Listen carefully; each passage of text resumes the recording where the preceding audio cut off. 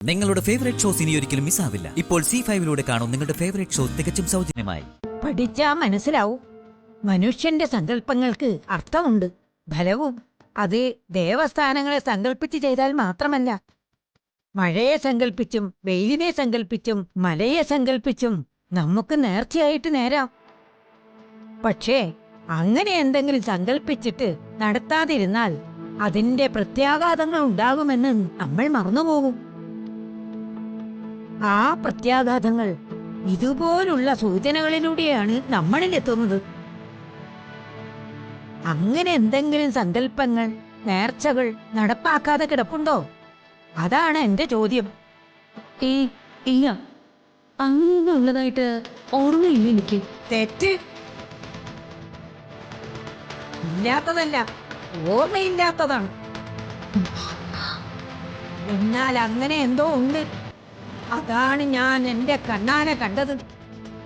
ഇവിടെ ഈ നാട്ടിൽ കെട്ടി ഉയർത്തിയ നിങ്ങളുടെ 2ാം ജന്മത്തിലാകണമെന്നില്ല, പൂർവജന്മത്തിൽ. അതായത് എല്ലാം ഉപേക്ഷിച്ച് നാട് വിട്ടു പോരുന്നതിന് മുമ്പുള്ള കാലത്ത്. അന്ന് ഈ കുഞ്ഞുമായി ബന്ധമുള്ള ആരെങ്കിലും സങ്കല്പിച്ചതാവാം. ആ സങ്കല്പം നേർച്ച പൂർത്തിയാക്കാതെ വന്നിട്ടുണ്ടാകും. അതിന്റെ പേരിലുള്ള ദൈവകോപമാണ് കുഞ്ഞിന്റെ ഈ കിടപ്പിന് കാരണം.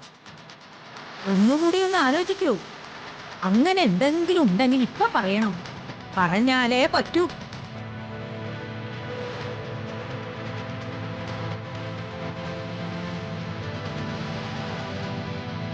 എല്ലാം നമുക്ക് ദേവിക്ക് സമർപ്പിക്കാം. ദേവി തന്നെ യഥാർത്ഥ ഉത്തരം കാണിച്ചു തരട്ടെ. മൃത്യുഞ്ജയ ഹോമവും പുനരുജ്ജീവന ആവാഹനവും കൂടി നടത്താൻ മാത്രം മറക്കരുത്. പുനരുജ്ജീവന ആവാഹനം അതിതുവരെ കേട്ടിട്ടില്ലല്ലോ. ആ, അങ്ങനെയൊന്നുണ്ട്. നമ്മൾ ഉടവാൾ വച്ച് പൂജിച്ച ശ്രീമൂല സ്ഥാനത്ത് തൃപ്പങ്ങോട്ട് തറവാട്ടുകാര് കാലാകാലങ്ങളായി നടത്തിവരുന്ന വിശേഷപ്പെട്ട പൂജയാണത്. നമ്മുടെ തറവാട്ടിൽ ഓരോ കുഞ്ഞ് ജനിക്കുമ്പോഴും അവരുടെ ആയുസ്സും ആരോഗ്യവും ബുദ്ധിയും കരുത്തും ഉറച്ചു കിട്ടാൻ ഇതൊരു നേർച്ച പോലെ നടത്തും. പിറക്കാൻ പോകുന്ന എന്റെ മകന്റെ പേരിലും അത് നടത്തണമെന്ന ശ്യാമളേച്ചി സൂചിപ്പിച്ചതിന്റെ അർത്ഥം. ആഹാ, എന്നാ പിന്നെ നമുക്ക് നാളെ തന്നെ നടത്തിയാലോ? ഏയ്, അത് വേണ്ട. കുഞ്ഞ് ജനിച്ചു കഴിഞ്ഞു മതി. 1 വയസ്സാകുമ്പോഴെങ്കിലും അത് നടത്തിയില്ലെങ്കിൽ ദേവി അടയാളം കാണിച്ചു തരുമെന്ന അമ്മയൊക്കെ പറഞ്ഞിട്ടുള്ളത് ഉണ്ട്. കാരേറ്റമ്മ പറഞ്ഞതുപോലെ ഒരു നേർച്ചയുണ്ട്. അവനെ പ്രസവിച്ച ഞങ്ങളുടെ സുഭദ്രാമ്മ നേർന്നതാണത്. അവൻ ജനിച്ചു കഴിഞ്ഞാൽ അവൻ 1 വയസ്സ് തികയുന്നതിനകം ശ്രീമൂല സ്ഥാനത്തെ ദേവിക്ക് ദിവസപൂജയും മഹാമൃത്യുഞ്ജയ ഹോമവും പുനരുജ്ജീവന ആവാഹനവും പൊങ്കാല നിവേദ്യവും നടത്തിക്കൊള്ളാമെന്ന് നേർന്നിരുന്നു. അപ്പൊ അതാണ് കാര്യം. കുഞ്ഞിന് ഇത്രയും പ്രായമായിട്ടും അവന്റെ 1ാം പിറന്നാളിന് മുമ്പ് സമർപ്പിക്കേണ്ട നേർച്ച സമർപ്പിക്കാത്തതിൽ ദേവി കാണിച്ചു തന്ന സൂചനയാണിത്. കുഞ്ഞിന്റെ ഈ അസുഖത്തിൽ പേടിക്കാനൊന്നുമില്ല. ഇത് അമ്മയുടെ മാരിവിത്ത. ദേഹത്ത് പതിച്ചതുപോലെ അത് പൊഴിഞ്ഞു പോവും.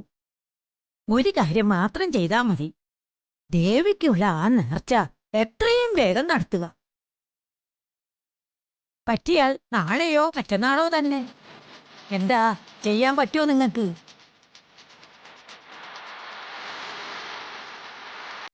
ഡൗൺലോഡ് ചെയ്യൂ C5 ആപ്പ്. കാണൂ എല്ലാ എപ്പിസോഡുകളും സൗജന്യമായി.